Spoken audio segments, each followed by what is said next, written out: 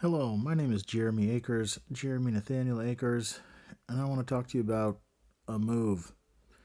Um, since my life is awesome and charmed, and I'm stubborn about shit, I was blessed today with this design brief by this dude in this RTE role.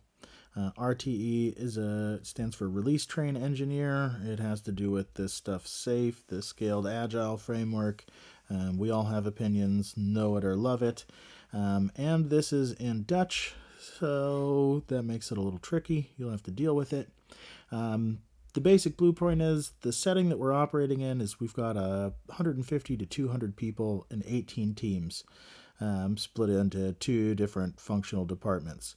And we are running this program of SAFE.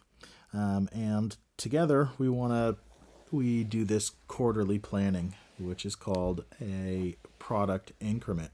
The challenge, though, that we're running into is that the PI days are big. There's lots and lots of people in big ass groups, and what we're looking for is more, especially effectiveness when it comes to collaboration.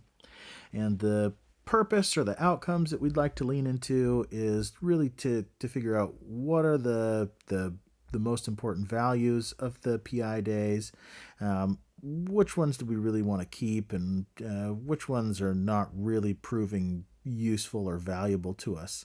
And especially this guy out here on the end, how can we create more collaboration and especially unity during the PI days and beyond? And our estimation is that purpose is needed in order to help us get there. And in terms of our participants, we've got different groups. We've got tons of teams divided into four clusters, 18 teams, in fact, and about 150 to 200 people split into these groups.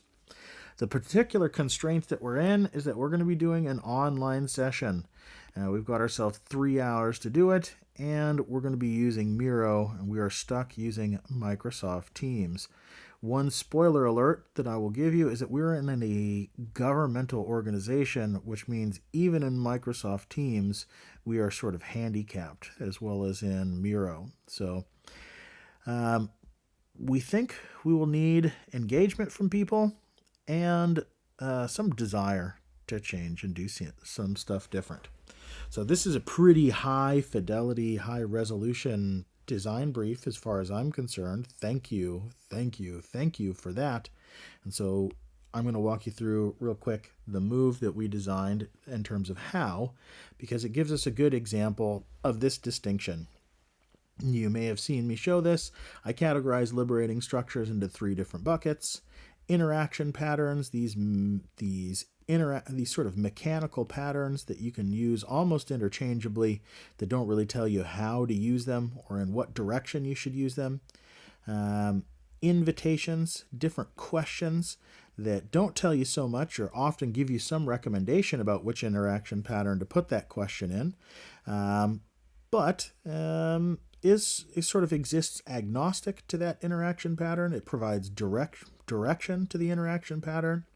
And last but not least, our third bucket having to do with artifacts, either visual sense-making tools to create or to make use of in order to enable a conversation and to export the content of that conversation to a wider stakeholder environment.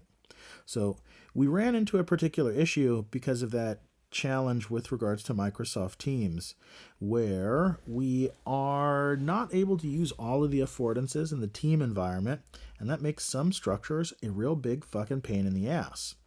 So in particular, one of the points we wanted to start off with was appreciative interviews.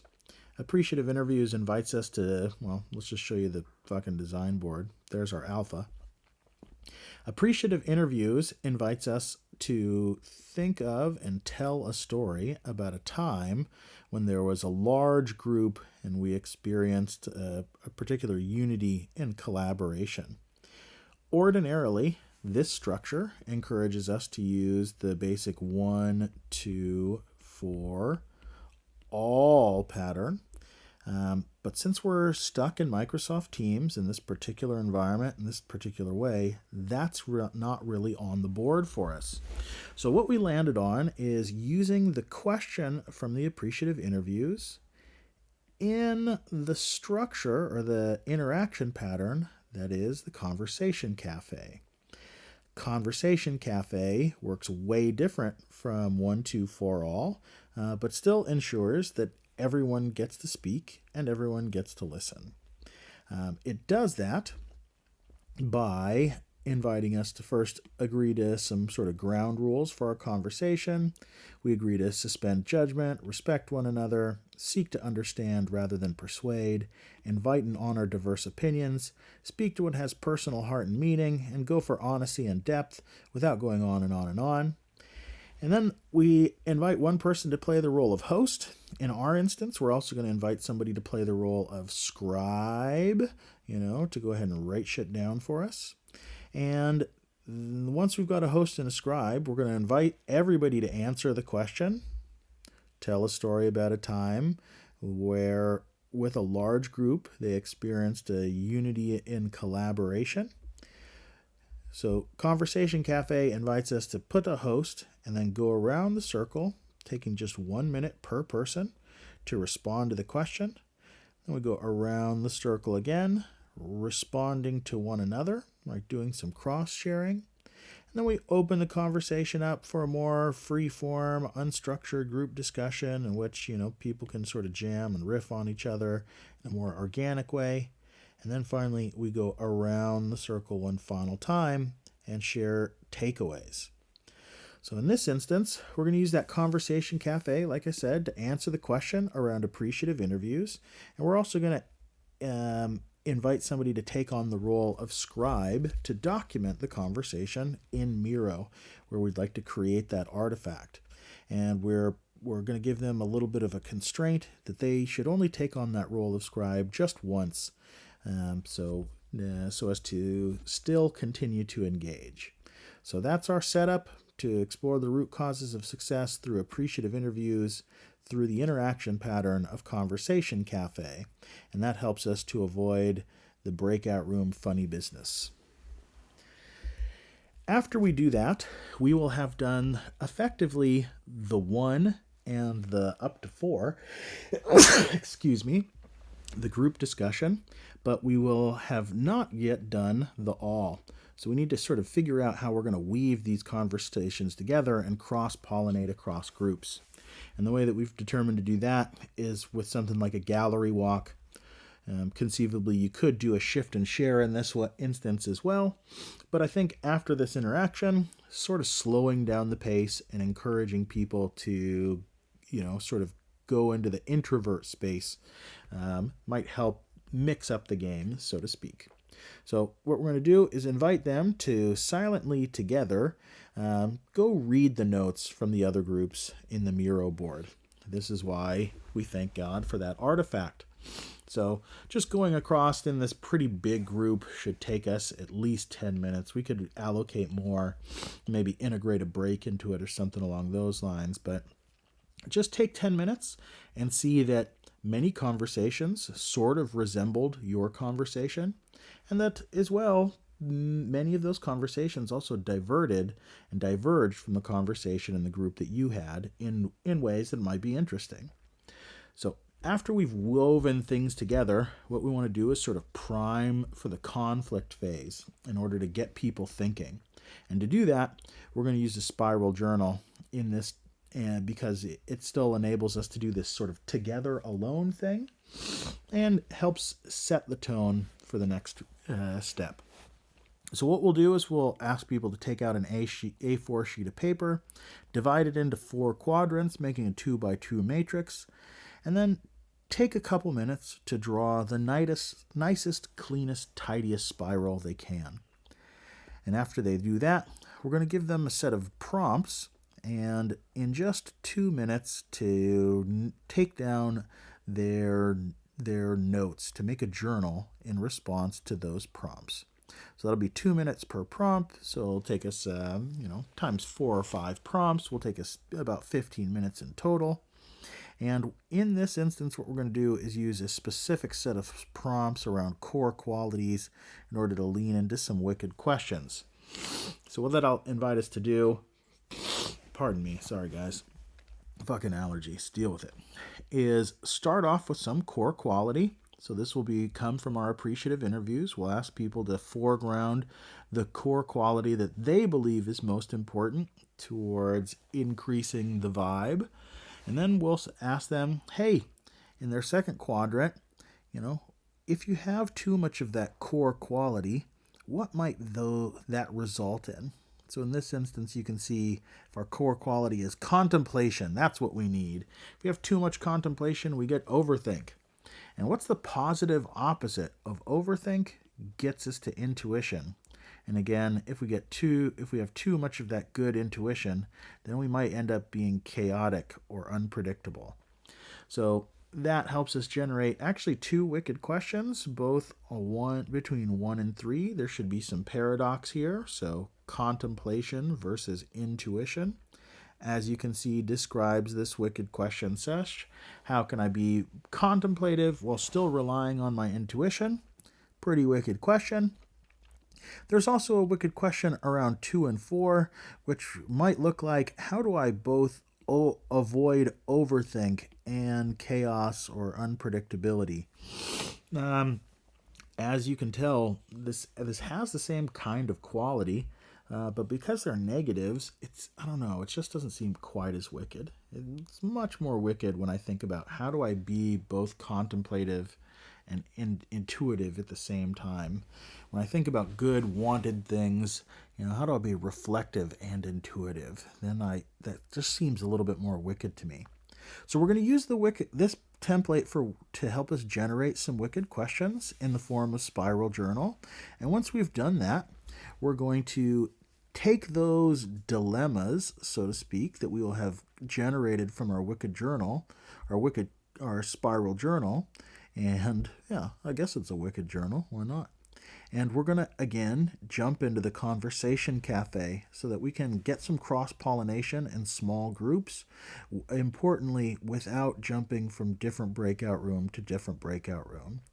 We're just going to start with an invitation that looks approximate like share the dilemmas that you wrote in your spiral journal in this conversation cafe, which again, around the circle once, responding to the question, around the circle a second time, responding to one another, opening up for unstructured group discussion, and then going around the circle once more to share your sort of final thoughts and reflections. We're going to stick with this blueprint of somebody taking on the role of host, someone else taking on the role of scribe, in order to document the conversation in Miro, where our scribe should only do the scribe thing once. That again will take us a half hour, at which point we're going to need to do this weaving together thing again. How do we cross-pollinate across these different groups? And to do that, in this instance, what we're going to do is make use of another interaction pattern, another one of these more mechanical guys, and that is the UX fishbowl in a sort of representative interaction. And we're going to do that by inviting one person from each group to sort of be the fish in our fishbowl to come together and have a conversation with a representative from other groups, and invite everybody else to turn off their webcam and go, hey, what wicked questions, dilemma, we're sort of alive and active in your group, and have a brief discussion. I think that's way more interesting than just going group to group and saying, hey, what were your wicked questions? We get a bit more of an organic interaction between this smaller group, and they, because we're going to turn off webcams, can sort of play a trick on the eye and imagine that they're sort of alone together, so we get to view a more candid conversation. And we'll also be inviting someone to scribe in this portion of the conversation for us as well. Not too long, though. Anything more than 20 minutes is definitely going to cause people to check way the fuck out. So want to keep it somewhat tight while giving enough time and space to really do this cross-pollination thing. And once we've got that, we're going to move into the resolution phase. And that is going to explore what are good ways to get out of this trade-off, out of this dilemma. And we're going to start off with the discovery action dialogue. And again, we're going to lean into the discovery action dialogue because it's going to help us to avoid this breakout room shuffle. And again, we can lean into the familiarity at this point of being in small groups where one person takes the role of host and another person takes the role of scribe for about a half hour.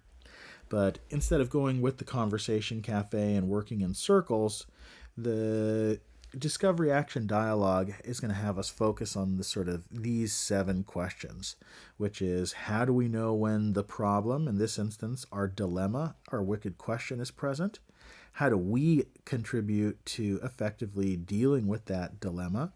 And what prevents us from doing or dealing with the dilemma all of the time? So both there's a problem and there are solutions, but there are things that get in the way of our solutions.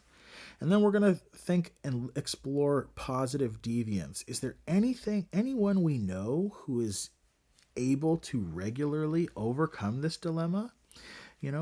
What do they do? How is it that they're more effective than the average bear? And then, taking inspiration from them, what ideas seem to come up? What might we need to do in order to do that type of stuff here?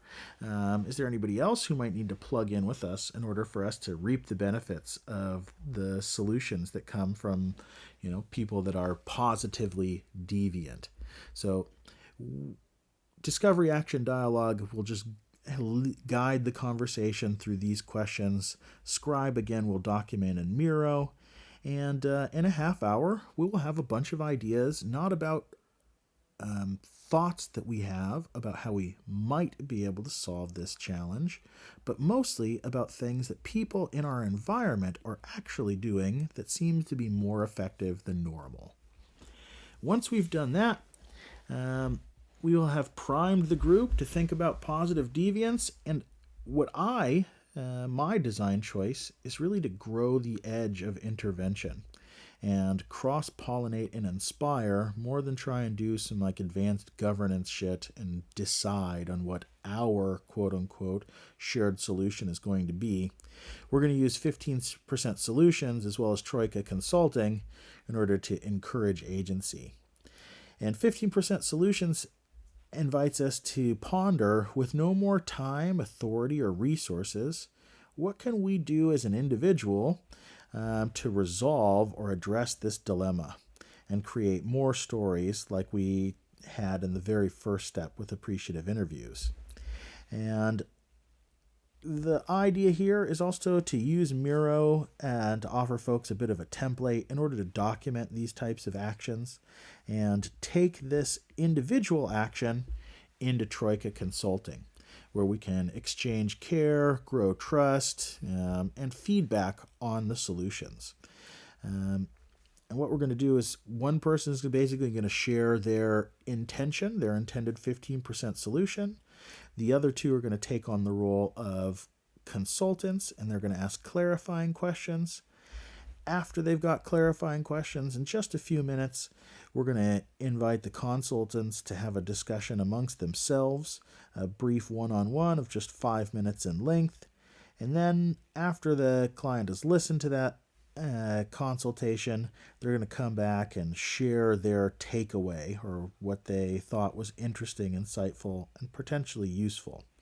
And everyone will have the chance to ask one question and to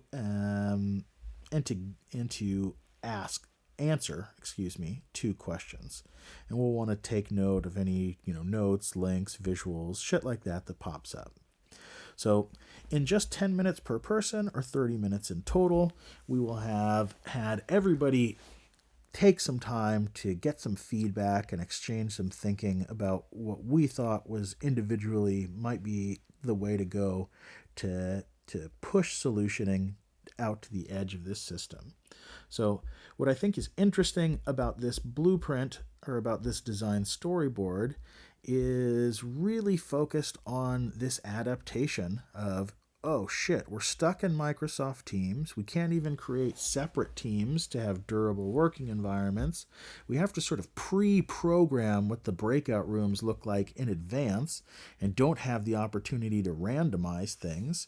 So we came up with this solution of using the Conversation Cafe in this space to help reduce the sort of jitters that can come from 1-2-4-all, especially in Microsoft Teams. That stuff will take a long time to spin up. If we have 50 to 100 people, that will take at least 2 minutes to move everybody to and from breakout rooms, which burns a lot of time for as many steps as we've got in this discussion.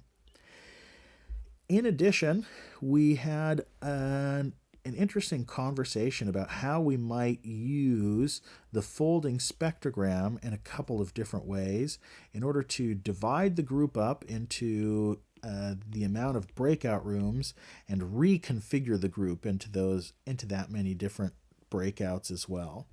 One idea was, well, we could invite people to, on Miro, we could give them a line graph and say, okay, if 0 years is here, and 50 years is here, how long have you been working at this place? And so that would invite people to arrange themselves pretty automatically, with not a lot of conversation or discussion, onto this line graph of like, oh, I'm at this many years, I'm at that many years. And then we basically go from each bucket, picking one person in order to each join a breakout, so that we have an interestingly mixed group of people where people have been in different at the company for a different amounts of time, in order to hopefully avoid that type of groupthink that comes from that homogeneity or uniformity in participation. And if we think about, 3 or 4 different ways that we might invite the group to line up, we could just invite them to line up on the basis of, alphabetical order. A's are over here, Z's are over there. Take your first name, put yourself where you are. And again, we take one person out of every bucket, and then boom, we've got a relatively random group that's good enough for now, safe enough to move on. So as you can see on this page, there are some design points that we might pick up or could use in addition. Instead of spiral journal, we could use 10 by 10 writing. Instead of gallery walk, we could do a shift and share. All these things are available, but this has been a string of liberating structures related to this beautiful, glorious design brief on giving ourselves a retrospective for this product increment planning. At the end of this workshop, we will have succeeded in identifying factors that are crucial to our success, figuring out what type of challenging dilemmas are related to those factors, or the environment is forcing us to make trade-offs from, and figuring out who around us is either better at making those trade-offs or has good synthesis, and then figuring out what we as individuals are going to do in response to all of this stack of good stories, tricky dilemmas, and effective local solutions. How are we as individuals going to make use of that stuff so that our intervention comes widely distributed across the edge, rather than this being a thing that somebody at the core is responsible for? That is a program I like, and that's my design choice. You can make different design choices, but this was a move.